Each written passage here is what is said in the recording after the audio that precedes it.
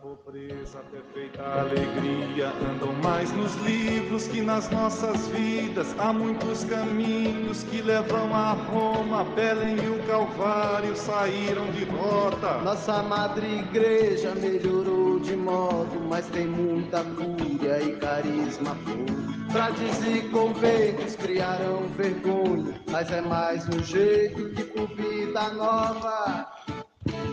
Compadre Francisco, como vais de glória. Senhores e senhoras, eu sou Daniel Nonato, ouvindo aí Desabafo de São Francisco, Oração de São Francisco em forma de desabafo. E aí a gente iniciamos pensando, a gente que olha para o Evangelho de hoje, Lucas capítulo 6, versículos 20 ao 26, e a gente vai entrando aí no sermão da planície, que é um paralelo ao sermão da montanha.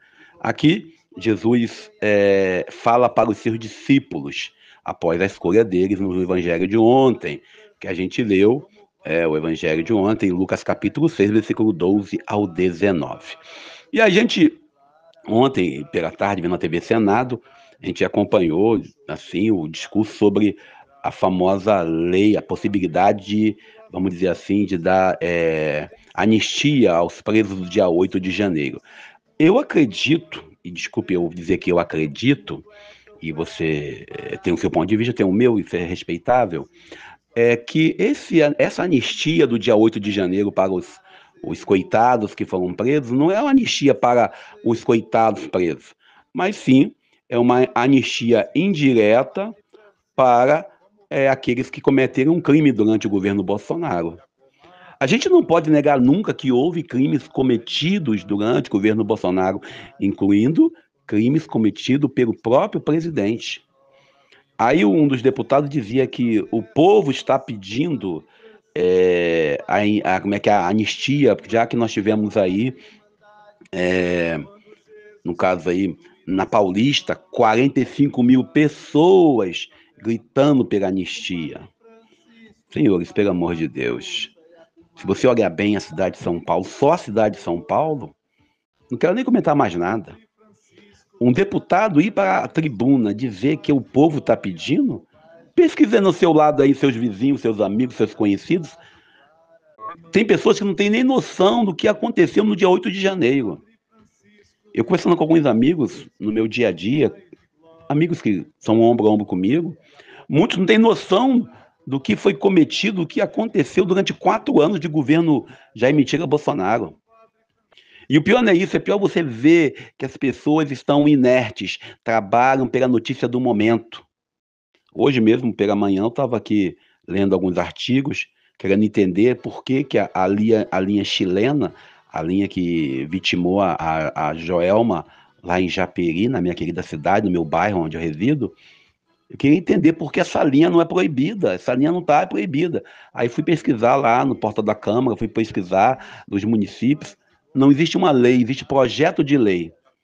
Às vezes nós, eu falo nós porque também acontece comigo, nós achamos que projeto de lei já é lei. E aí fica uma meia dúzia de pessoas divagando, falando. E aí você tem que ver o que está por trás, o interesse que está por trás de cada projeto de lei. O deputado, o senador, até mesmo o vereador na nossa cidade, já que estamos em período eleitoral, o que eles estão caçando por trás da sua colocação, quando diz que, não, que o Brasil está pedindo que seja anistiado. Mesmo o Brasil pedindo, tem que ver se houve crime, se houve dolo. Como que eu vou anistiar uma pessoa que entrou numa casa pública, danificou toda a casa, desculpem, eu vou ter que falar, cagou, literalmente, no português brasileiro, na mesa de um ministro? Eu vou efetivar a barbárie. Olha, eu não acredito. Depois que eu falo isso historicamente falando, há 10 anos atrás, quando se falava em Alckmin e Lula juntos, era algo impossível. Eu lembro até que eu criava problema. Eu que votei no 45, lá na eleição municipal de 2004, embora eu sendo do PT na época, A gente, quando entra nesse contexto aqui de falar da anistia para essas pessoas, aí eu falo coisa incrível, Alckmin e Lula junto, mas eu estou falando também porque você vê bolsonarista falando em direitos humanos. Falando em direitos humanos, coisa impossível de se ouvir há 4 anos atrás, há 6 anos atrás, quando o senhor Jair Mentira Bolsonaro colocou uma camisa dizendo que direitos humanos é esterco para bandido. O esterco, é esterco da sociedade, sei lá, uma coisa assim. Eu nem lembro, graças a Deus. Mas vamos nós para o Evangelho do dia, que a gente ganha muito mais ouvindo aí desabafo de São Francisco. Compadre Francisco. O Evangelho de hoje, o Evangelho, como eu já disse no início, é o Evangelho do Sermão da Montanha. Só que aqui é chamado de Sermão da Planície, Lucas chama assim. Só que lá no texto de Mateus, diz que Jesus subiu à montanha e falou às multidões. O texto de Lucas diz que Jesus falou aos seus discípulos. E aqui ele deixa bem claro, primeiro, as bem-aventuranças e a realidade do rico. Jesus nunca foi comunista, mas também não era capitalista. Como eu escrevi num artigo lá em 2015, está no meu blog, se você quiser depois pesquise lá, denonato.blogspot, em algum artigo eu escrevi sobre isso, eu falava que Jesus nunca pregou a luta de classe, mas ele não compactuava com a injustiça que muitas das pessoas buscam cometer em nossa sociedade. É inadmissível você ter um cidadão, ontem eu conversava sobre isso com um amigo, um cidadão que ganha um salário mínimo para passar o mês inteiro, enquanto um juiz ganha 45, 50. Ah, mas o juiz estudou. Aí você viu um deputado, um senador da República falando que ele está passando necessidade, está passando fome, ganhando 44 mil mensal. E o cidadão que ganha 1.412 mensais, está passando o que então? E aqui Jesus ele dá uma pancada pesada quando ele fala dos ricos. E me permitam, eu, na minha inocência, na minha paciência e dentro da minha sabedoria pouca que tenho, compartilhar com vocês um texto de São Oscar Romero, quando ele diz: não é um prestígio para a igreja estar bem com os poderosos. Prestígio para a igreja é sentir que os pobres a sentem como sendo sua. Sentir que a igreja vive uma dimensão na terra, chamando todos, também os ricos, à conversão e à salvação, a partir do mundo dos pobres, porque eles são unicamente os bem-aventurados. Para quem não sabe, São Oscar Romero, bispo de El Salvador, olha para esse contexto quando fala da igreja hoje no Brasil. Hoje, eu falava isso também ontem, uma reunião com a candidata vereadora, quando você vê seriamente uma igreja preocupada em estar de braços dados com o poder, seja o poder municipal, o poder federal, o poder estadual, o poder que está em volta de si, com vereadores. E você vê cada vez mais uma igreja instrumentalizando-se politicamente, como, por exemplo, uma das igrejas do Brasil, uma igreja evangélica, protestante, pentecostal, como quiser chamar, que tem um partido político como base. E sem contar a proposta da evangelização.